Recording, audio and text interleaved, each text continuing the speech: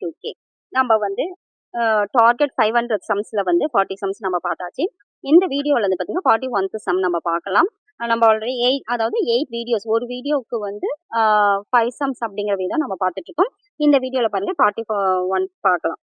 ராம் என்பவர் மாதம் ரூபாய் 200 வங்கியில் தொடர் வைப்பு தொகை ஆடி மூலமா செலுத்தி வருகிறார். 6 வருட முடிவுல அவருக்கு வந்து எவ்வளவு கிடைக்குதுன்னா 19,656 வந்து அவருக்கு வந்து கிடைக்குது.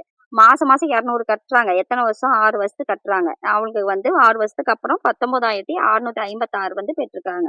அப்படி வங்கியில் அவருக்கு அளித்த அப்ப எவ்வளவு வந்து தனி வட்டி கொடுத்திருப்பாங்க அப்படின்னு பார்க்கலாம்.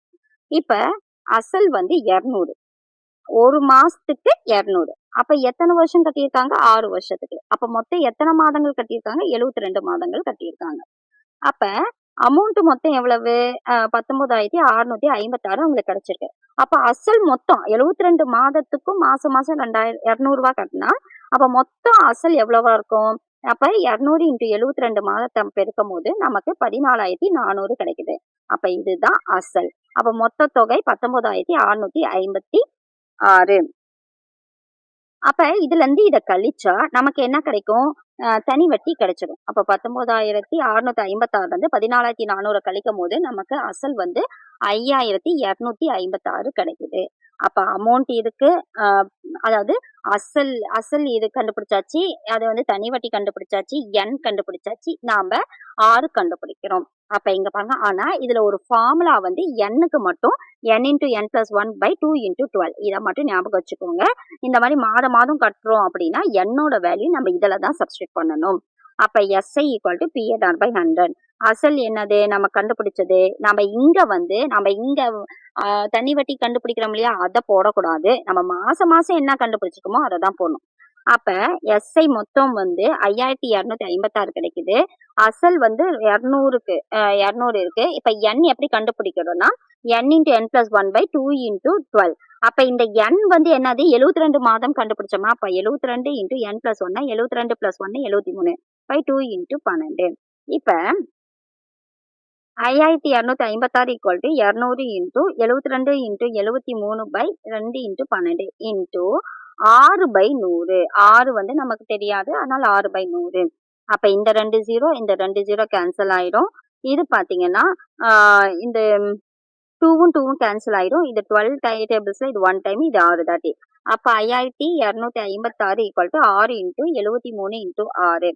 இப்ப 6th டேபிள்ல கேன்சல் பண்ணா இது 1 டைம், இது 8 தாட்டி வந்து 8 6 48. அப்ப மீதி 4 வரும். அப்ப 7 6 வந்து 42, மீதி 3 வரும். இது 6.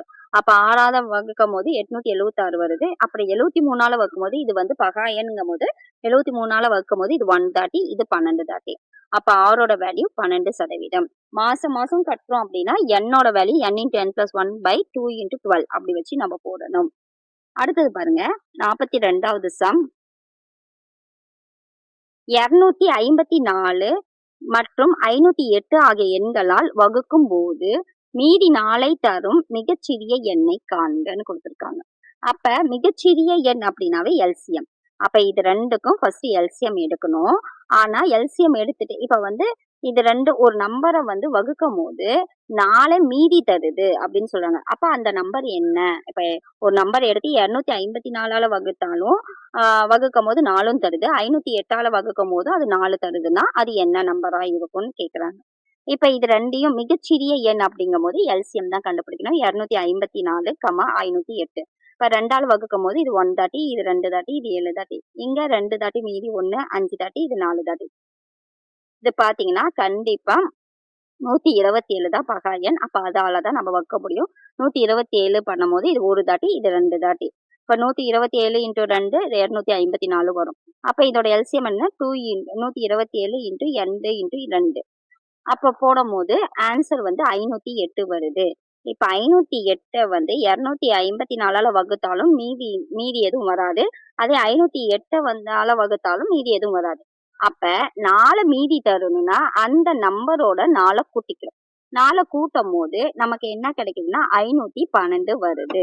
இப்ப இத வந்து இப்ப 512 254 வகுத்தா நமக்கு வந்து 2 டைம்ஸ் போட்டுட்டு மீதி ரிமைண்டர் 4 வரும். அதே மாதிரி 512 508ஆல் வகுக்கும்போது கோஎஃபிஷியன்ட் வந்து 1 ஆவும்.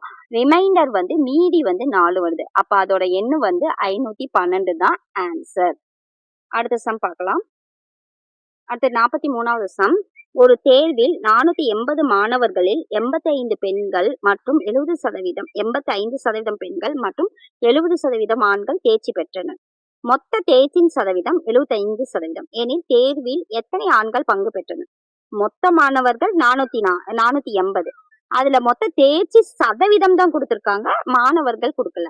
அப்ப 75%. அப்ப மொத்தம் தேர்ச்சி பெற்றவர்கள் கண்டுபிடிக்கலாமா? அப்ப 480ல 75% எவ்வளோன்னு கண்டுபிடிச்சா நமக்கு மொத்தம் தேர்ச்சி பெற்றவர்கள் தெரிஞ்சு போயிடும். அப்ப 480 × 75. இப்ப பாத்தீங்கன்னா 0 0 கேன்சல். இது வந்து 5 டேபிள் கேன்சல் பண்ணா இது 15 டைம்ஸ், இது 2 டைம்ஸ். அடுத்தது இது 2 வகுக்கும் போது நம்ம 24 × 15 360 நமக்கு கிடைக்குது. அப்ப மொத்தம் தேர்ச்சி பெற்றவர்கள் 360. இப்ப ஆண்களோட பங்கு நம்ம கண்டுபிடிக்கணும். ஆண்களை வந்து எக்ஸ்ன்னு எடுத்துக்கிறோம். அப்ப இங்க ஆண்கள் சதவீதம் பாத்தீங்கன்னா 70%. அப்ப எக்ஸ்ங்கிறது வந்து மொத்த பாஸ் பண்ணுவேன் தேர்ச்சி பெற்றீங்க. அதுல எக்ஸ் சதவீதம் என்னன்னு கண்டுபிடிச்சாவே ஆண்களோட சதவீதம் ஆண்களோட எண்ணிக்கை கண்டுபிடிக்கும். ஆனா ஆண்கள் வந்து நமக்கு தெரியாது இல்லையா?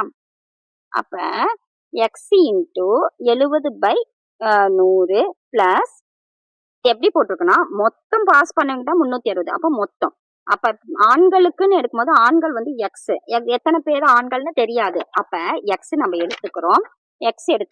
அப்ப எவ்வளவு சதவீதம் தேர்ச்சி பெற்றிருக்காங்கன்னா 70% தேர்ச்சி பெற்றிருக்காங்க. அப்ப எக்ஸ் இன்டூ 70/100 பிளஸ் பெண்கள் கண்டுபிடிக்கணும்னா மொத்தம் தேர்ச்சி பெற்றவர்கள் வந்து எக்ஸ மைனஸ் பண்ணா, அதாவது ஆண்களை மைனஸ் பண்ணா நம்ம பெண்கள் கிடைக்குமா?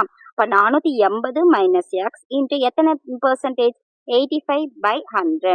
இப்ப இது ரெண்டையும் கூட்டினாதான் மொத்தம் தேர்ச்சி பெற்றவர்கள் கண்டுபிடிக்க முடியும். அப்ப 360. இப்ப பாத்தீங்கன்னா 70 × x 70x/100 பிளஸ் இதை உள்ளார் மட்டும் பண்ணணும். 480 × 85/100 மைனஸ் 85x/100 ஈக்குவல் டு 360. இப்ப 480 × 85 பெருக்குனா நமக்கு ஆன்சர் 40,800 கிடைக்குது. அப்ப 70x/100 plus 40,800/100 minus 85/100 equal to 360. இப்ப இது எல்லாம் டினாமினேட்டர் சேமா இருக்கனால by 100. 70x minus 85x plus 40,800/100 equal to 360. இது ரெண்டையும் கழிச்சா மைனஸ் 15 வரும். Plus 40,800/100 equal to 360. இந்த 100 இந்த பக்கம் போனா மல்டிபிள் ஆயினா 36,000 வருது. இப்ப மைனஸ் 15 பிளஸ் 40,800 ஈக்குவல் டு 360 × 100. அப்ப வந்து நமக்கு 36,000 வருது. 36,000 வருது. இப்ப இதை எடுத்துட்டு போய் இந்த சைட் கொண்டுட்டு போறோம். அப்ப பிளஸ் இந்த பக்கம் போடும்போது மைனஸ் ஆயிடும். பாருங்க 15 ஈக்குவல் டு 36,000 அதாவது 40,800 வந்து 36,000 கழிச்சா 4,800 வருது. அப்ப minus 15x equal to minus 4,800. இதை மைனஸ் மைனஸ் கேன்சல். இதை வந்து 5 டேபிள் கேன்சல் பண்ணா இது 3 டைம், இது 960. திரும்ப 3 டேபிள் கேன்சல் பண்ணா 960 கேன்சல் பண்ணா இது 1 டைம், இது 320. அப்ப எக்ஸோட வேல்யூ அப்ப ஆண்களோட எண்ணிக்கை வந்து 360. இதுதான். அடுத்தது 44வது சம் பார்க்கலாம். ஒரே இடத்தில் துவங்கி ஒரே திசையில் ABC என்பவர்கள் செவ்வக பூங்காவை சுற்றி ஓடுகின்றனர். செவ்வக பூங்காவை பத்தி இப்படியே ஓடுறாங்க. ஒரு முறை சுற்றி வர A 252 வினாடிகளும், B 308 வினாடிகளும், C 198 வினாடிகளும் எடுத்துக்கொள்கின்றன.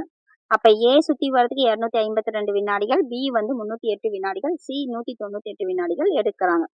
ஓட தொடங்கிய பிறகு அதே துவக்க புள்ளி ஓட தொடங்குறாங்க. ஆனா ஃபைனலா அதே புள்ளியில ஸ்டார்ட் பண்ணாங்களே அது மூவரும் எப்ப வந்து எந்த வினாடில இந்த மூவரும் எத்தனை வினாடிகளுக்கு பிறகு சந்திப்பாங்க அப்படின்னு கேக்குறாங்க. அதே துவக்க புள்ளியில இந்த 3 பேரும் இப்ப இங்க ஸ்டார்ட் பண்றாங்கன்னா இங்கே எல்லாரும் 3 பேரும் வந்து எத்தனை வினாடிகளுக்கு பிறகு சந்திப்பாங்கன்னு கேக்குறாங்க. அப்ப இப்படி கேட்டாவே இங்க கொடுத்திருக்க 3 இதுவும் எல்சிஎம் எடுக்கணும். இப்ப 252 308 198 இதால 2ஆல வகுக்கும் போது 126 154 99 வருது. இதையும் வந்து 2ஆல வகுக்கும் போது இது 63ஆலையும் இது 77ஆலையும் 99 வந்து 2ஆல வகுக்காது, அதனால அப்படியே போட்டுக்கிறோம். அடுத்தது இது 3 11ஆல வகுக்கும்போது 63 அப்படியே போட்டுக்கணும். இது 7 தாட்டி, இது 9 தாட்டி.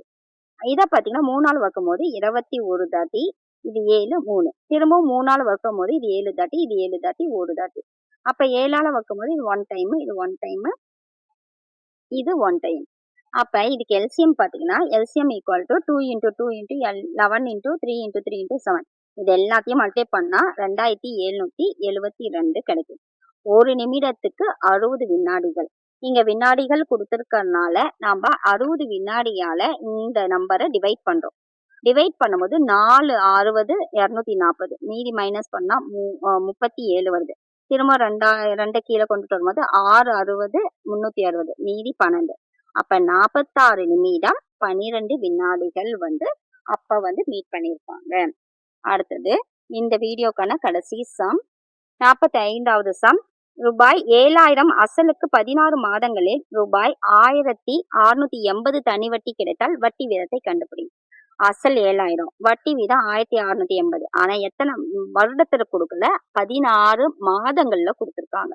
வட்டி வீதம் கேட்கறாங்க. அப்ப அசல் 7000, என் 16 மாதம். மாதங்களை கொடுத்தா ஒரு வருஷத்துக்கு எத்தனை மாதம்? 12 மாதம். அப்ப 12ஆல நம்ம வகுக்கணும். வகுக்கும் போது 4ஆவது வாய்ப்பாடுல இது 3 தாட்டி, இது 4 தாட்டி. அப்ப என் 4/3 வருடம். இதை எடுத்துக்கணும். அப்ப தனி வட்டி 1680. அப்படி இருக்கும்போது எஸ்ஐயோட ஃபார்முலா PNR/100. இங்க தனி வட்டி கிடைத்தால் அப்படின்னு கொடுத்துருக்காங்க. அப்ப எஸ்ஐ ஃபார்முலா, தனி வட்டியோட ஃபார்முலா SI = PNR/100. இப்ப இதுல பிரதியிடுறோம். 1680 equal to P 7000 into N 4/3 into R. அடுத்தது பாத்தீங்கன்னா இந்த 2 0 கேன்சல், இந்த 1 0 கேன்சல்.